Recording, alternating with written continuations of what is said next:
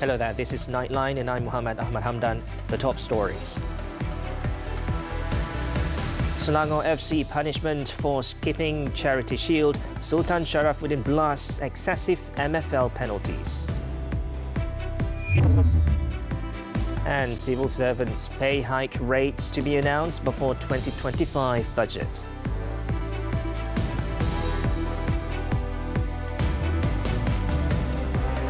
Good morning. Sultan Sharafuddin Idris Shah has expressed his strong displeasure over the fine imposed on Selangor FC for withdrawing from last month's Charity Shield match against Johor Darul Takzim JDT.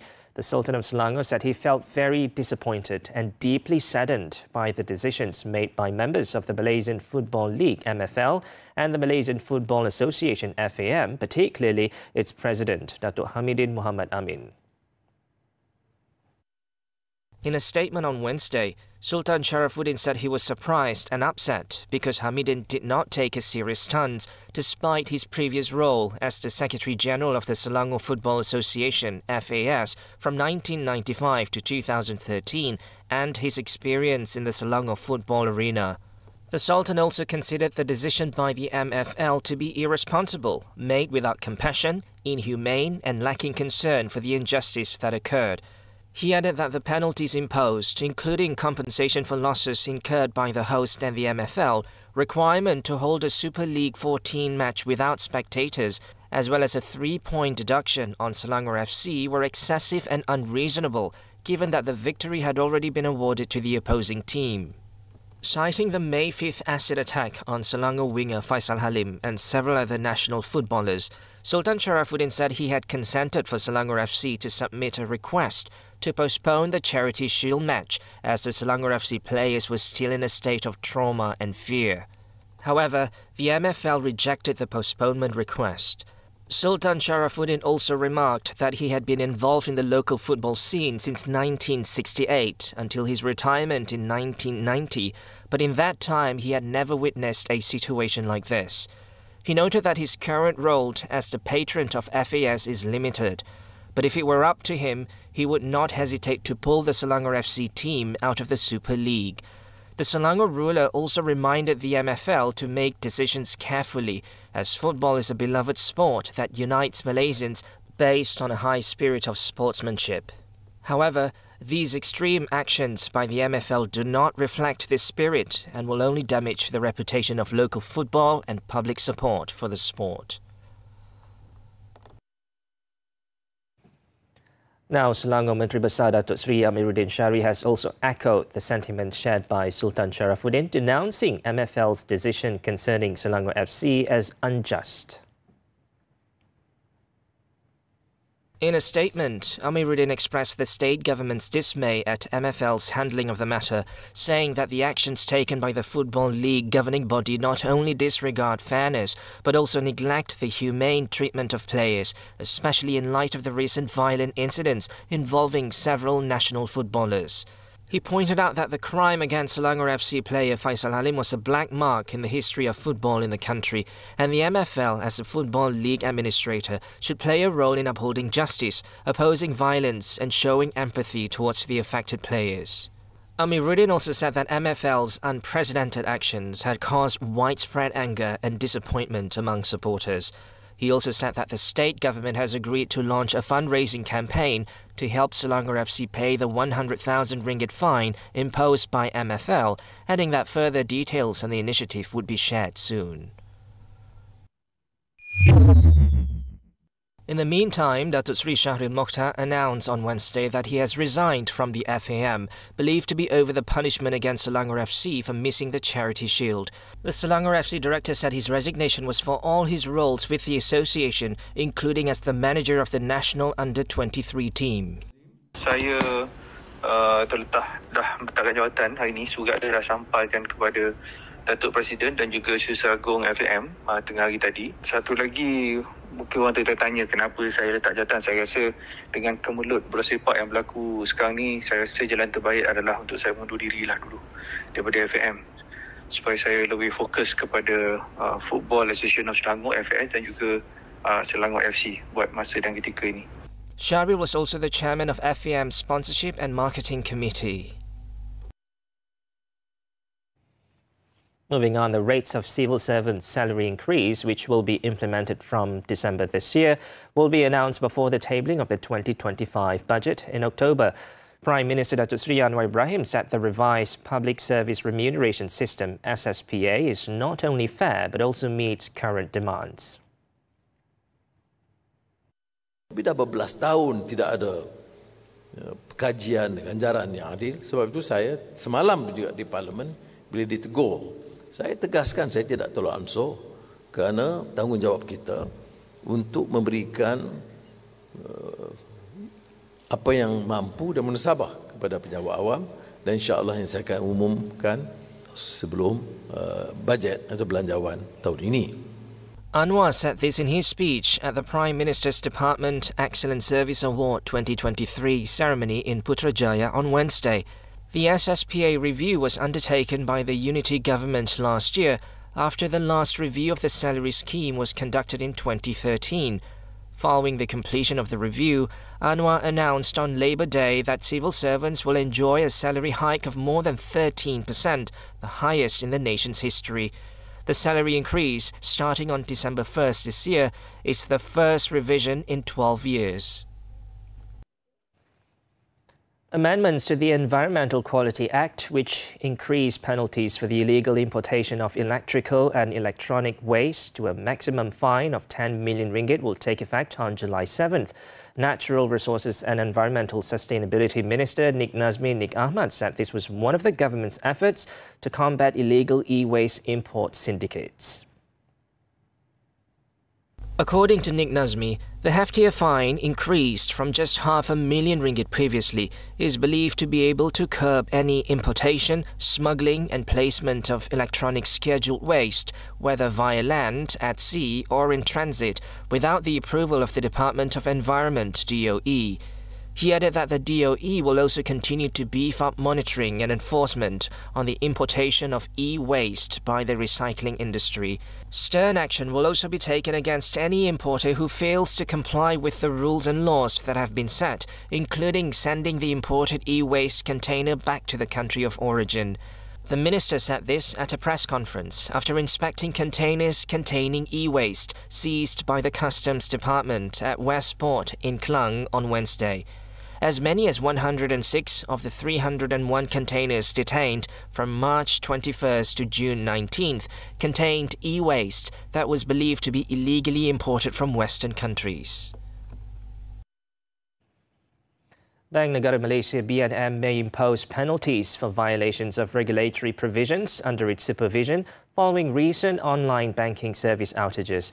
Deputy Finance Minister Lim Hui Ying said the appropriate follow-up action would depend on assessments by the affected institutions of the disruption's root cause and impact.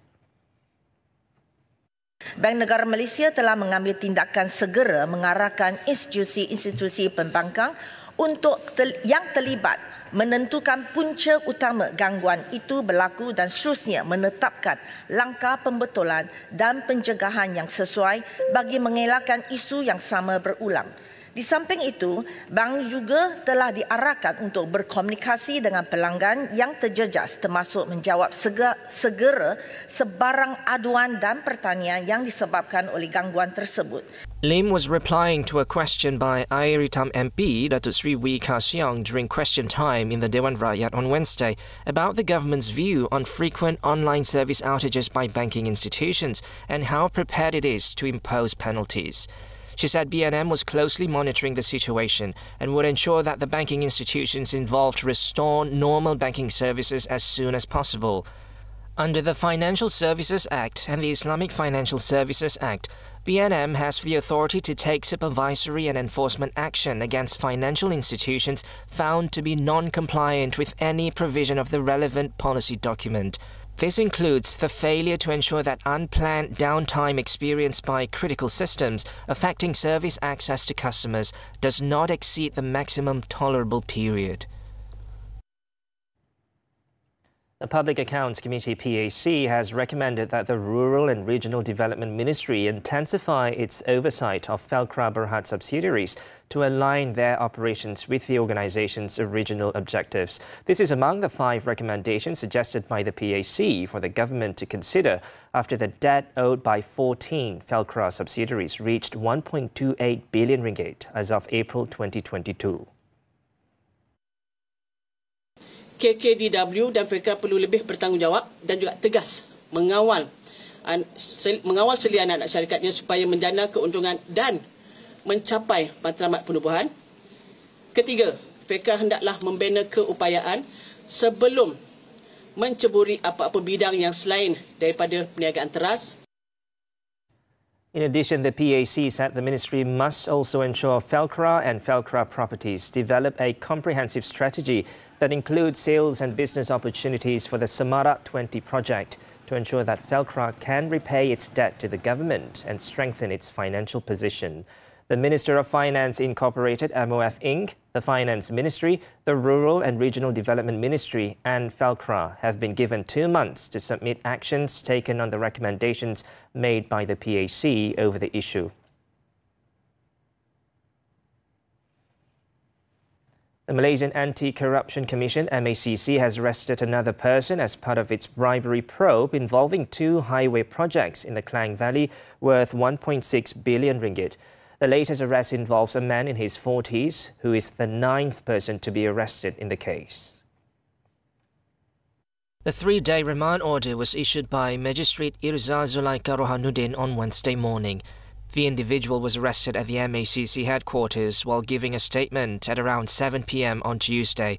According to a source, the suspect is accused of soliciting and receiving bribes from multiple companies in exchange for appointing them to take over the construction of the highway project previously handled by another company. The source added that the total amount of corruption involving all suspects is still under investigation. However, the source said the combined value of the 2 highway projects is nearly 11 billion ringgit. When contacted, MACC Senior Director of Investigations, Datuk Sri Hishamuddin Hashim, confirmed the latest arrest. The case is being investigated under Section 16, Subsection A of the MACC Act for soliciting or receiving gratification. Earlier on Tuesday, it was reported that the CEO and 2 senior officials of a renowned highway concessionaire in the Klang Valley were arrested for alleged bribery in connection to the 2 highway projects. Still to come, dozens killed as demonstrations turn violent. Don't go away.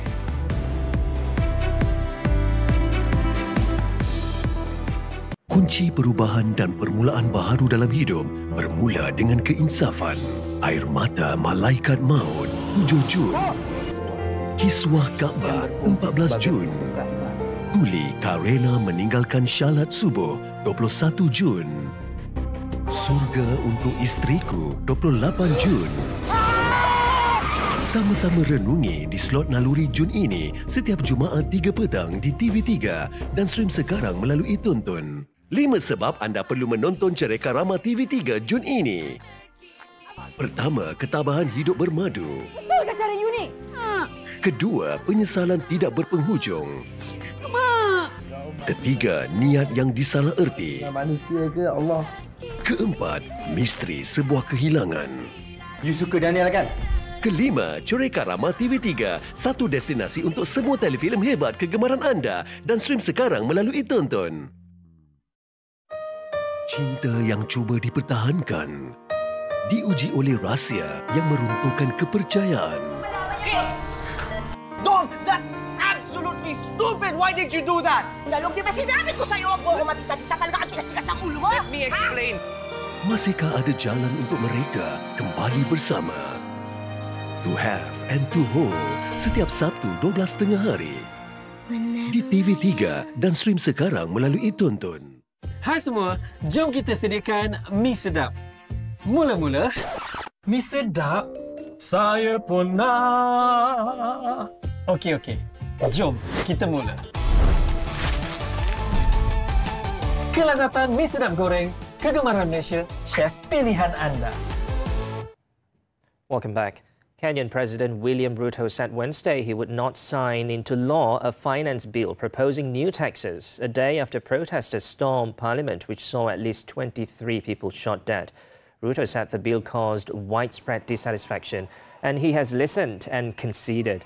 The government wanted to raise funds to pay off debt, but Kenyans said the bill caused more economic pain as millions struggled to get by, prompting a series of demonstrations across the country, including at the parliament, that turned violent. It was the biggest assault on Kenya's government in decades.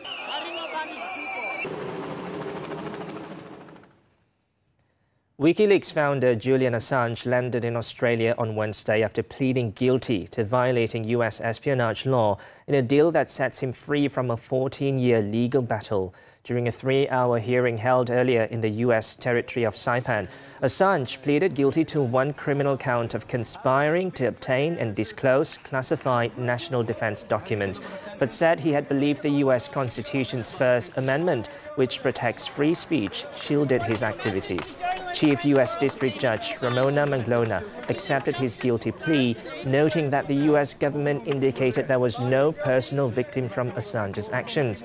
52-year-old Assange, who from 2010 published hundreds of thousands of secret US documents as head of the whistleblowing website Wikileaks, was released on Monday after spending more than 5 years in a British high-security jail and 7 years inside the Ecuadorian embassy in London.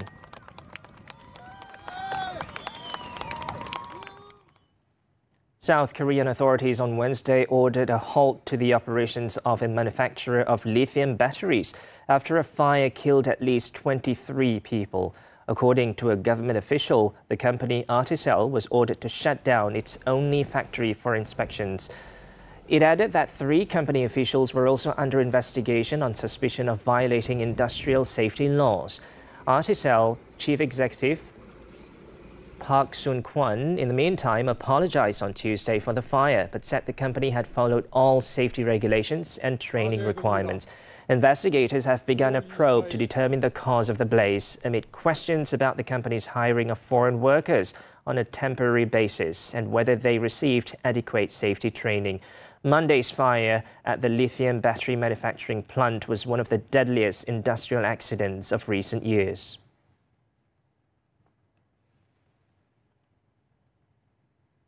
British Prime Minister Rishi Sunak's Conservatives suffered a further fall in support after 5 party officials, including 2 candidates, were being investigated over bets on the timing on an early election. According to a poll published on Wednesday, the expanding number of Conservative officials under investigation has resulted in support for the party falling down to 18%, while the opposition Labour Party was on 41%. This after the betting scandal intensified late Tuesday after a cabinet minister said he had placed 3 bets on the date of the election, but that he was not being investigated by the gambling regulator. Both the Conservatives and Labour Party subsequently withdrew support for candidates under investigation. With 8 days left before the national election, the scandal is undermining the Conservatives' efforts to close the gap on the Labour Party's large poll lead. Hope that they do their work as quickly and as thoroughly as possible.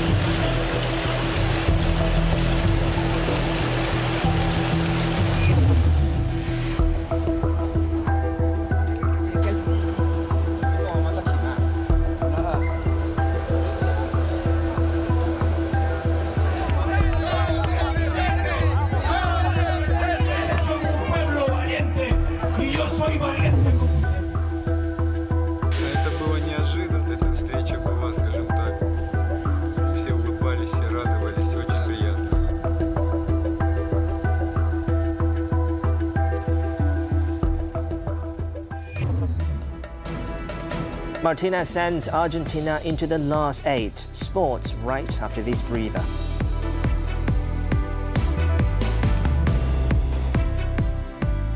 Sebab saya nak dapatkan petunjuk. Petunjuk awak Kak Jiha, bukan saya. Saya tak mungkin kahwin dengan awak. Pencalonan baru Muzik 39 minggu ini. Cinta hatiku, gelora jiwa, badai cinta. Siapakah yang bakal menjuarai carta Top 20 Muzik 39 minggu ini?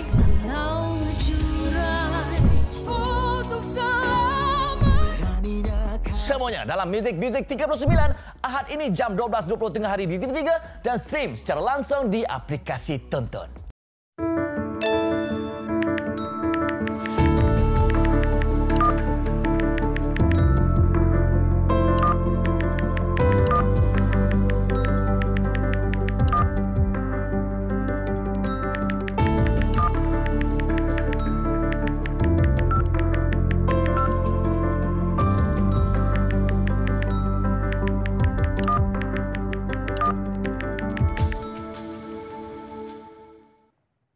We're back with sports. Football, the 2024 ASEAN Under-16 Championship.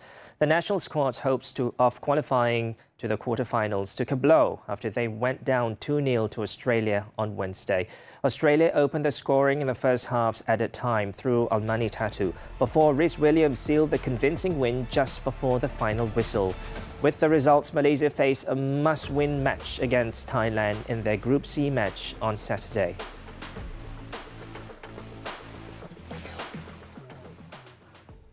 Still on football, the 2024 Copa America, Argentina became the first side to book passage into the quarterfinals after a late strike from Lautaro Martinez earned them a 1-0 Group A victory over Chile.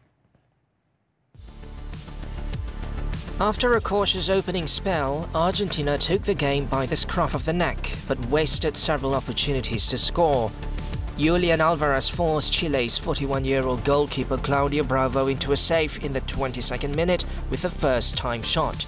8 times Ballon d'Or winner and captain Lionel Messi was once again at his brilliant best and nearly opened the scoring in the 36th minute with a powerful low drive that hit the post. Just as it looked like the 15 times champions would be made to rue their missed chances, substitute Martinez pounced on a rebound from a corner and lashed home a right-footed shot in the 88th minute to ensure victory and a top 2 spot in the group for the defending champions. With the results, Argentina topped the group with 6 points and will next play Peru on Sunday.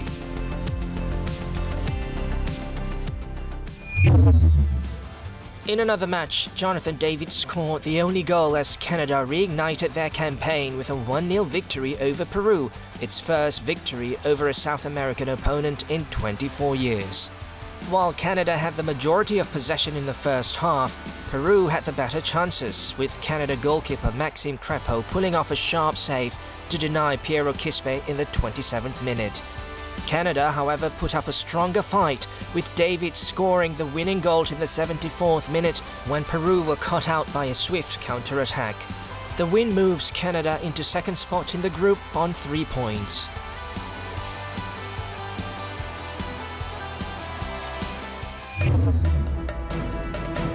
Two suspected criminals shot dead. The details after this short break.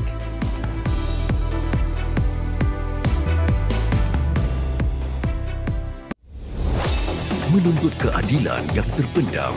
Diorang boleh baca gerak-geri kita tau. Buat tugasan kita semakin mencabar. Bersumpah pada kebenaran. Inilah perjuangan terakhir demi keamanan. Mohon bantuan segera, apa? Gerak khas The Finale setiap Ahad 11.30 pagi di TV3 dan stream sekarang melalui Tonton. I can see your voice Malaysia musim ke-7. Kata datang cik hantu. Episod yang semakin menghantui anda. Jangan terpedaya dengan yang rambut oren ni. Jangan. Dia yang kena minggir. Minggir kamu. Kepintaran anda terus diuji. Menghiburkan. Pastikan anda bersama kami Ahad 9 malam. Pencalonan baru Muzik 39 minggu ini. Cinta hatiku, gelora jiwa, badai cinta. Siapakah yang bakal menjuarai carta Top 20 Muzik 39 minggu ini?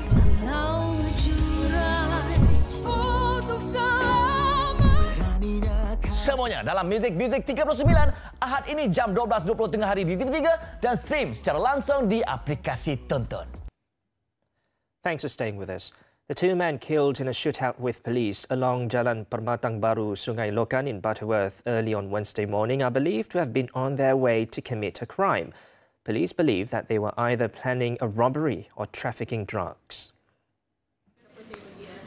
State Police Chief Dato' Ahmad said a team from the Criminal Investigation Department, which was on duty, had stumbled upon a Perodua Myvi at the junction of Jalan Pokok Sena and Jalan Permatang Baru in Sungai Dua at about 2 a.m, raising suspicion. Police approached the car and ordered the driver to stop the vehicle. However, the driver sped off while firing several shots at the police. Police gave chase for about 2 kilometers before the Myvi skidded and came to a stop. Ketika turun untuk diperiksa, suspek melepaskan beberapa das lagi tembakan dan bagi tujuan mempertahankan diri, pasukan polis telah membalas balik tembakan tersebut. Selepas keadaan reda, telah menjalankan pemeriksaan dan mendapati pemandu dan penumpang hadapan telah ditumpaskan. Hamza said checks inside the car led to the recovery of 2 pistols along with 176 bullets. Investigations revealed that the firearms were from a neighbouring country. The car they were driving had been reported as stolen, belonging to a man in Terengganu with road tax that expired in 2021. Checks also showed that both men, aged 41 and 51, had several criminal records. The case is being investigated under Section 307 of the Penal Code and Section 8 of the Firearms Act. The Immigration Department has busted a syndicate that exploited foreigners and children to bag around the federal capital, including Jalan Chaukit, Masjid India and Jalan Sentul. The syndicate, believed to be led by a Pakistani man, was uncovered following a raid at a 4-storey shop lot at Jalan Sultan Azlan Shah on Tuesday night. At first glance, the shop lot housed a laundromat, barber shop and mobile phone shop, but these are just a front for the syndicate's main operation, which was falsifying passports. Dozens of passports suspected to have fake stamps as well as several bottles of cough medicine were also found at the premises. Based on initial investigations, it was found that the syndicate gave the cough medicine to children as young as 10 months old to 6 years old to induce sleep while they were begging on the streets with the adults. The tactic was used in order to gain public sympathy and subsequently increase their profits. It was also learned that the building housed foreign nationals from Pakistan, Indonesia and India, with about 8 people, including children, crammed into a small room, paying a monthly rental of 800 ringgit. A total of 79 foreigners and 1 local man aged between 10 months and 59 years were detained and later taken to the Bukit Jalil Immigration Depot for further investigations under the Immigration Act and the Passports Act. And lastly, in Ipoh, 2 civil servants who were arrested on Tuesday on suspicion of accepting bribes totaling 700,000 ringgit have been remanded for 1 week. Magistrate Altifah Hazimah Wahab granted the remand order against a 49-year-old engineer and 46-year-old administrative assistant under Section 117 of the Criminal Procedure Code. The remand, which ends on July 2nd, is to assist in the investigation under Section 17, subsection A of the MACC Act. The offence is punishable by up to 20 years in prison and a fine of at least 5 times the amount of the bribe or 10,000 ringgit, whichever is higher, upon conviction. Perak MACC Director Ahmad Sabri Muhammad, when contacted, confirmed the arrests. It is learned that they had received bribes amounting to 700,000 ringgit to approve several projects, of which 348,000 is in their possession, while the remaining balance is in Amanah Saham Nasional Berhad.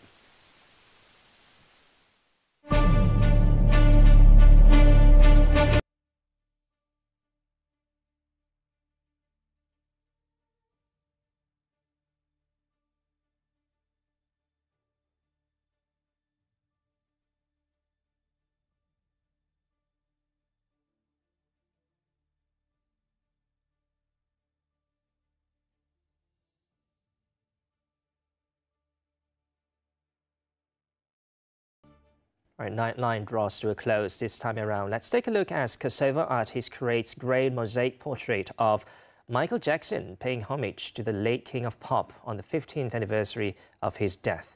With that, I'm Muhammed. I'm Hamdan. Thanks for tuning in and be safe.